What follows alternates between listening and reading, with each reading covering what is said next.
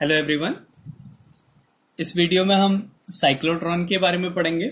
Cyclotron एक ऐसी device है जिससे हम किसी पॉजिटिवली चार्ज पार्टिकल को हाई वेलोसिटी दे सकते हैं। तो किसी भी पॉजिटिवली चार्ज पार्टिकल की वेलोसिटी को इंक्रीज करने के लिए हम एक डिवाइस का यूज करते हैं जिसको हम साइक्लोट्रॉन कहते हैं। तो device to give high velocity and energy to positively charge particle. एक पॉजिटिवली चार्ज पार्टिकल को हाई वेलोसिटी और एनर्जी देने के लिए जो डिवाइस यूज की जाती है उसको साइक्लोट्रॉन कहते हैं। अब ये किस प्रिंसिपल पे वर्क करता है? ये दो प्रिंसिपल पे वर्क करता है जो कि हमने पहले पढ़े हुए हैं। तो अगर हम किसी चार्ज पार्टिकल को, कोई भी चार्ज पार्टिकल है, उसको इलेक्ट्रिक फील्ड में रख देते हैं। माना ये कोई चार्ज पार्टिकल है, इसको हम ऐसे इलेक्ट्रिक फील्ड में रख रहे हैं, ये इस डायरेक्शन में, ये पॉजिटिवली चार्ज पार्टिकल है, ये इलेक्ट्रिक फील्ड है। तो वो क्या होगा, इलेक्ट्रिक फील्ड की डायरेक्शन में मूव करने लग जाता है। तो उसमें एक फोर्स लगता है F=QE। तो एक तो यही इसका प्रिंसिपल है कि अ charge particle in electric field accelerate. अगर एक चार्ज पार्टिकल को हम इलेक्ट्रिक फील्ड में रखते हैं तो वो एक्सेलरेट करने लग जाता है क्योंकि इसमें एक फोर्स लगता है F=QE। अब फोर्स लग रहा है तो वो एक्सेलरेशन भी लगेगा उसमें। तो क्या होता है कि अगर एक चार्ज पार्टिकल को इलेक्ट्रिक फील्ड में रखेंगे तो वो एक्सेलरेट करने लगता है। तो ये इसका पहला प्रिंसिपल है। दूसरा है अ charge particle in magnetic field turns and makes a circle. इससे पहले हमने जो वीडियो पढ़ा था उसमें हमने ये पढ़ा था कि motion of a charge particle when placed in a magnetic field perpendicular to the magnetic field. अगर हम एक चार्ज पार्टिकल को मैग्नेटिक फील्ड के परपेंडिकुलर मूव करते हैं तो एक सर्कुलर पाथ में मूव करता है। वही इसका दूसरा प्रिंसिपल है। ये कहता है कि अ charge particle in magnetic field turns. अगर एक चार्ज पार्टिकल मैग्नेटिक फील्ड में होता है तो क्या करता है, घूमता है और सर्कुलर पाथ बना देता है। तो ये दो प्रिंसिपल पे वर्क करता है कि अगर हम उसको इलेक्ट्रिक फील्ड में रखेंगे तो उस पर एक फोर्स लगेगा जिसके कारण वो एक्सेलरेट करेगा, और अगर हम उसको मैग्नेटिक फील्ड में रखेंगे तो वो एक सर्कुलर पाथ में मूव करता है। ये जो साइक्लोट्रॉन होता है ये इन्हीं दो प्रिंसिपल पे वर्क करता है। अब है इसका डिस्क्रिप्शन और डायग्राम। इसका डायग्राम और उसका डिस्क्रिप्शन कैसे होता है? तो इसमें क्या होता है, ये दो हॉलो डीज हैं, डी शेप में, तो इसको डीज बोलते हैं। तो एक D1 है, एक D2 है। तो ये हॉलो होते हैं और बाहर से कंडक्टर होगा, कंडक्टर है लेकिन अंदर से हॉलो है। और इसमें क्या, इसको क्या करा रहता है, मैग्नेटिक फील्ड के बीच में रखा जाता है। दो स्ट्रॉन्ग मैग्नेटिक फील्ड दिए हुए हैं, नॉर्थ पोल है, इसका साउथ पोल है। तो इलेक्ट्रोमैग्नेट्स हैं इसके बीच, इसके कारण क्या हो जाता है, इसमें एक स्ट्रॉन्ग मैग्नेटिक फील्ड बन जाता है। और क्या होता है, ये जो डीज होते हैं इनको एक high tension oscillator, HT oscillator मतलब हाई टेंशन ऑसिलेटर में से कनेक्ट कर दिया जाता है, जिससे क्या होता है, इस कंडक्टर में एक इलेक्ट्रिक फील्ड बन जाता है। इसके कारण, इन मैग्नेट्स के कारण जो है इसमें मैग्नेटिक फील्ड बन जाएगा। ये एक मैग्नेट नीचे है, एक मैग्नेट उसके ऊपर है, और बीच में जो है वो साइक्लोट्रॉन को रखा हुआ है, इन डीज को रखा हुआ है। तो ये वर्टिकली अपवर्ड, नॉर्थ से साउथ पोल में ऐसे अपवर्ड जो है मैग्नेटिक फील्ड है। तो ये इसका डिस्क्रिप्शन है। और बीच में क्या होता है, एक सोर्स होता है जो कि एक हीटर हो सकता है जो कि पॉजिटिवली चार्ज पार्टिकल को रिमूव करे। तो two hollow dees D1 and D2 horizontally facing each other, ये एक दूसरे को फेस कर रहे हैं D. At the centre there is a source S which may be heated. An electric field is created by high tension oscillator. एक electric field को high tension oscillator से बना जाता है। Then an electric field is created by high tension oscillator and a magnetic field created perpendicular to electric field by two strong electromagnet. इस high tension oscillator से एक horizontal electric field बना दिया जाता है और एक इन दो स्ट्रॉन्ग इलेक्ट्रोमैग्नेट से वर्टिकल मैग्नेटिक फील्ड बना देता है, जिसके कारण क्या हो जाता है, इसमें एक क्रॉस्ड इलेक्ट्रिक और मैग्नेटिक फील्ड बन जाता है। अब इसकी वर्किंग क्या है? तो इसमें ये क्वेश्चन भी पूछा जाता है कि इसमें क्रॉस्ड इलेक्ट्रिक और मैग्नेटिक फील्ड का क्या काम होता है। तो अब देखो इसकी वर्किंग में इसमें पता चलेगा हमें कि ये इलेक्ट्रिक फील्ड और मैग्नेटिक फील्ड को क्रॉस्ड क्यों बनाया जाता है। अब इसकी वर्किंग को पहले मैं इसमें एक्सप्लेन करता हूं, फिर ये जो लिखा हुआ है इसको बताऊंगा। तो क्या होता है, जैसे ये एक सोर्स है, ये एक पॉजिटिवली चार्ज पार्टिकल को रिमूव कर रहा है, छोड़ रहा है, इससे पॉजिटिवली चार्ज पार्टिकल निकल रहा है। तो क्या है, ये हाई टेंशन ऑसिलेटर को इस तरीके से एडजस्ट किया रहता है कि जैसे ये पॉजिटिवली चार्ज पार्टिकल है, तो जब ये पार्टिकल यहां से निकलेगा तो उसकी जो सामने वाली प्लेट है वो नेगेटिव प्लेट बन जाए। ये ऑसिलेटर है, इसका एक टर्मिनल कभी पॉजिटिव होगा कभी नेगेटिव होगा। तो हम इसको इस तरीके से फिक्स कर देंगे कि जैसे ही ये पॉजिटिवली चार्ज पार्टिकल इस सोर्स से निकले तो उसके सामने वाली प्लेट जो है वो नेगेटिव हो जाए। अब चार्ज पार्टिकल कैसा है? पॉजिटिव। सामने प्लेट कैसी है? नेगेटिव। तो ये जो चार्ज पार्टिकल है ये नेगेटिव प्लेट की तरफ एसेलरेट करने लग जाता है। तो इस पे एक फोर्स लगता है इसकी डायरेक्शन में, तो ये इलेक्ट्रिक फील्ड की डायरेक्शन में मूव करने लग जाता है। तो क्या करेगा? इस प्लेट को नेगेटिव कर दिया और इस प्लेट को पॉजिटिव कर दिया, तो एक इलेक्ट्रिक फील्ड बन गया और positively charge particle electric field की डायरेक्शन में मूव करता है। तो क्या होता है? ये यहां से एसेलरेट करने लग जाता है। अब क्या हुआ? ये इसके अंदर घुस गया, तो ये हॉलो है। अब अगर हॉलो है तो वहां पे मैग्नेटिक जो है इलेक्ट्रिक फील्ड नहीं बनेगा, इलेक्ट्रिक फील्ड उसकी सरफेस पे है। लेकिन ये जो चार्ज पार्टिकल है ये हॉलो पोर्शन पे चला जाता है, जहां पे क्या होता है? मैग्नेटिक फील्ड होता है। इलेक्ट्रिक फील्ड उसकी सरफेस पे होगा। अब मैग्नेटिक फील्ड क्या है? हॉलो पोर्शन के अंदर भी मैग्नेटिक फील्ड होता है। तो मैग्नेटिक फील्ड की डायरेक्शन कैसी है? नॉर्थ से साउथ, ऊपर की तरफ है। तो ये क्या होता है? अब इसमें क्या है? मोशन भी है। ये चार्ज इधर को जा रहा है, तो जिस डायरेक्शन में चार्ज जा रहा है उसी डायरेक्शन में करंट होता है। तो मोशन ऑफ अ चार्ज हमें पता है, और हमें ये भी पता है कि मैग्नेटिक फील्ड की डायरेक्शन क्या है। तो हम फ्लेमिंग के लेफ्ट हैंड रूल से बता सकते हैं कि इसकी डायरेक्शन, मोशन की डायरेक्शन कैसी होगी। इस पे फोर्स किस डायरेक्शन पे लगेगा? तो ये जैसे लेफ्ट हैंड है, तो ये फोर्स हो गया, ये मैग्नेटिक फील्ड हो गया और ये करंट हो गया। चार्ज की डायरेक्शन, तो चार्ज की डायरेक्शन ऐसे है, मैग्नेटिक फील्ड नीचे नॉर्थ से ऊपर साउथ की डायरेक्शन में, तो फोर्स क्या है? इसको घुमा रहा है। तो जो ऐसा है उसको ऐसे घुमा दे रहा है। तो ये फोर्स क्या है? सेंट्रीपिटल फोर्स होता है, इसको सर्कुलर पाथ में मूव करता है। हमने लास्ट वीडियो में इसको पढ़ा है। तो क्या करता है? इसको घुमा देता है। तो ये इस डायरेक्शन में घूम गया। जब ये यहां आया तो अब यहां पे क्या है? सिर्फ मैग्नेटिक फील्ड है, जिसके कारण ये घूम गया इसके अंदर। अब ये घूम गया तो क्या होता है? जैसे ये सरफेस पे पहुंचता है तो ये हाई टेंशन ऑसिलेटर क्या करता है? इसकी इस प्लेट को नेगेटिव कर देता है और इस प्लेट को पॉजिटिव कर देता है। तो ये पॉजिटिवली चार्ज पार्टिकल अब नेगेटिव प्लेट की तरफ मूव करेगा, और जितनी बार ये इस बीच के पोर्शन में आएगा ये एसेलरेट होगा, तो ये इसकी वेलोसिटी और बढ़ जाएगी अब यहाँ पे। तो फिर ये मैग्नेटिक फील्ड में पहुंचेगा, फिर ये टर्न होगा एक सर्कुलर पाथ में, लेकिन अब ये थोड़े बड़े सर्कल बनाएगा।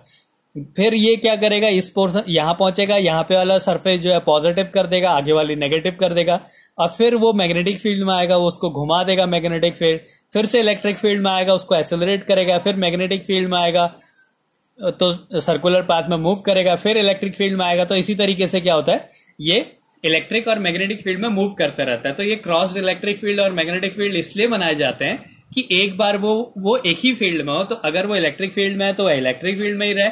और यहाँ पे क्या होता है? मैग्नेटिक फील्ड भी होता है, लेकिन वो मैग्नेटिक फील्ड इलेक्ट्रिक फील्ड के कंपैरिजन में बहुत वीक होता है, इसलिए क्या होता है? ये सीधे मूव कर जाता है।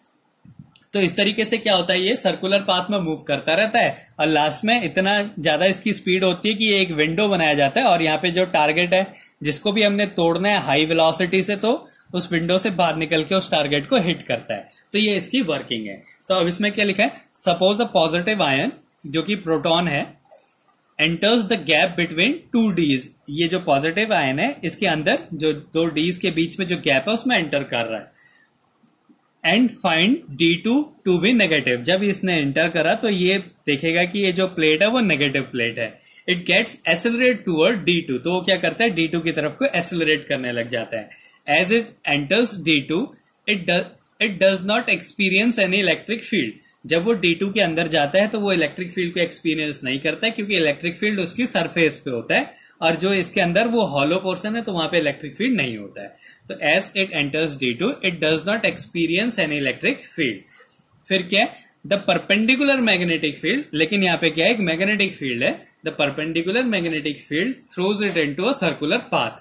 तो जो इसमें परपेंडिकुलर मैग्नेटिक फील्ड होता है क्या करता है? इसको सर्कुलर पाथ में मूव करा देता है। At the instant the proton comes out from D2, फिर ये सर्कुलर पाथ में मूव करके D2 से जब बाहर आएगा, इट फाइंड्स D2 नेगेटिव। फिर क्या करेगा? देखेगा कि वो जो D1 है, जो D1 है उसको देखेगा कि वो नेगेटिव हो गई। D1 जो है वो नेगेटिव देखेगा, फिर वो क्या करेगा? उसको उस D1 की तरफ जाने लगेगा।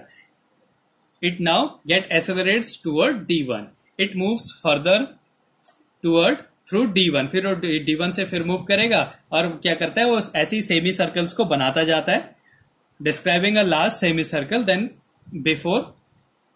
पहले जो सेमी सर्कल बनाया था उससे बड़ा सेमी सर्कल ये बना देता है। It moves further through D1 describing a large semi circle then before.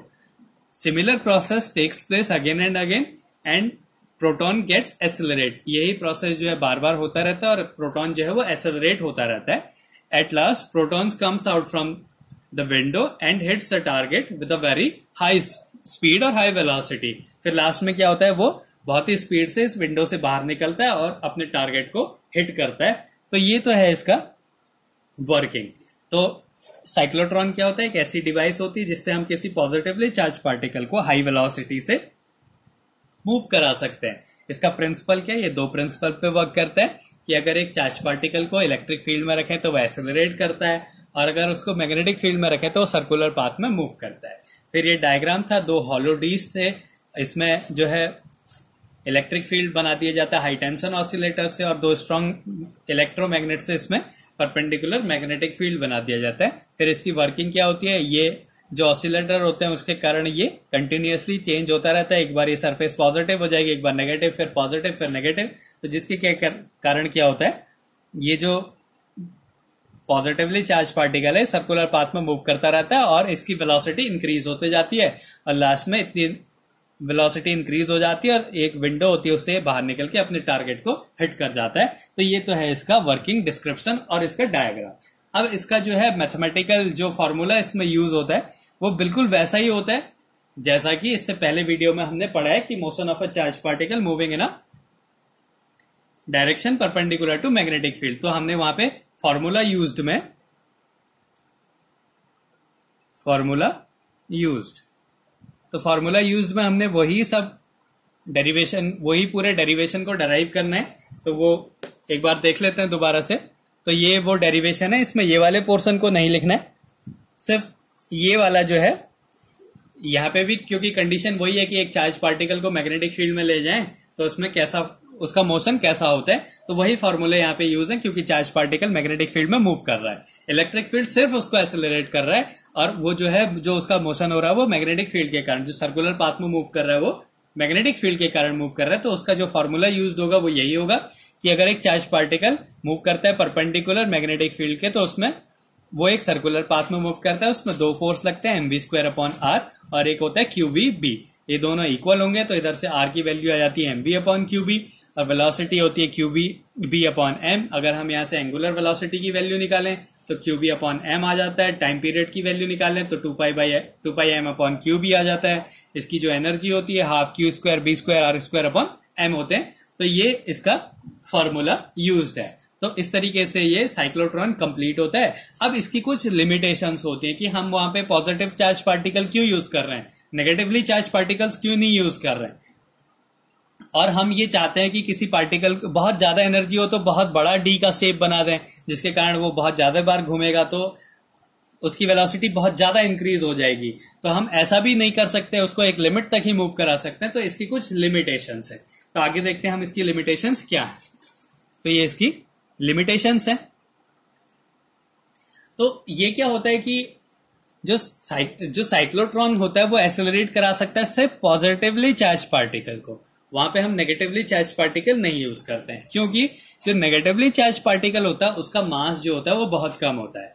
और नेगेटिवली चार्ज पार्टिकल जब वो मूव कर रहा था सर्कुलर पाथ में और जब वो एक्सेलरेट कर रहा था तो कम मास होने के कारण क्या होता है, उसकी स्पीड बहुत जल्दी जल्दी बढ़ने लग जाती है. तो जो हमने हाई टेंशन ऑसिलेटर से जो डीज को कनेक्ट किया था, एक डी यहाँ पे था एक डी यहाँ पे था, तो जो हमने ये डीज को कनेक्ट किया था जब ये पॉजिटिव और नेगेटिव खुद ही हो रही थी चार्ज प्लेट इस ऑसिलेटर से, तो उसमें क्या होता है जब ये हम यहाँ पे इलेक्ट्रॉन यूज करते हैं तो ये इतनी स्पीड से बढ़ते हैं कि ये अपने आप को एडजस्ट नहीं कर सकता है. हम इसकी एक फिक्स लिमिट से ही इसको पॉजिटिव नेगेटिव कर सकते हैं, लेकिन नेगेटिव चार्ज होने के कारण, मास कम होने के कारण इसकी जो होती है ये बहुत जल्दी से घूमने लगता है, जिसके कारण ये कभी ऐसा होगा कि हमें यहाँ पे नेगेटिव चार्ज चाहिए होगा तो ये ऑसिलेटर इतनी जल्दी से नहीं ऑसिलेट कर पाता है, तो ये पॉजिटिव ही रख देगा, जिसके कारण क्या होता है ये आउट ऑफ स्टेप हो जाता है. हमें जो चाहिए ऑसिलेटर पॉजिटिव चाहिए या नेगेटिव चाहिए वो वैसा नहीं दे पाता है. तो जो ये ऑसिलेटर होता है ये आउट ऑफ स्टेप हो जाता है, इसलिए हम यहाँ पे नेगेटिवली चार्ज पार्टिकल को यूज नहीं करते हैं. तो इसकी पहली लिमिटेशन है used only to accelerate heavy charge particles such as protons, not suitable for accelerating electron. तो the reason is that due to small mass, उसका जो इलेक्ट्रॉन का जो मास होता है वो बहुत छोटा होता है.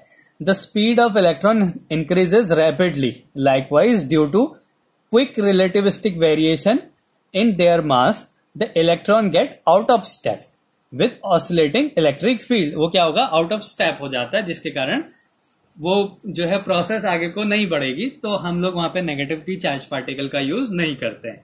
फिर इसकी दूसरी लिमिटेशन है कि अगर हम डी का साइज बड़ा कर दें, हमने पॉजिटिवली चार्ज पार्टिकल ही लिया जिससे आउट ऑफ स्टेप नहीं हो रहा है, लेकिन हमने क्या करा, डी का साइज बहुत बड़ा बना दिया, हम चाहते हैं कि बहुत ज्यादा वेलोसिटी हो जाए, तो यहां पे भी एक प्रॉब्लम होती है। जो रिलेटिविटी में एक मास का फॉर्मूला होता है m equals to m naught, ये रेस्ट मास है, upon √1 minus v square upon c square.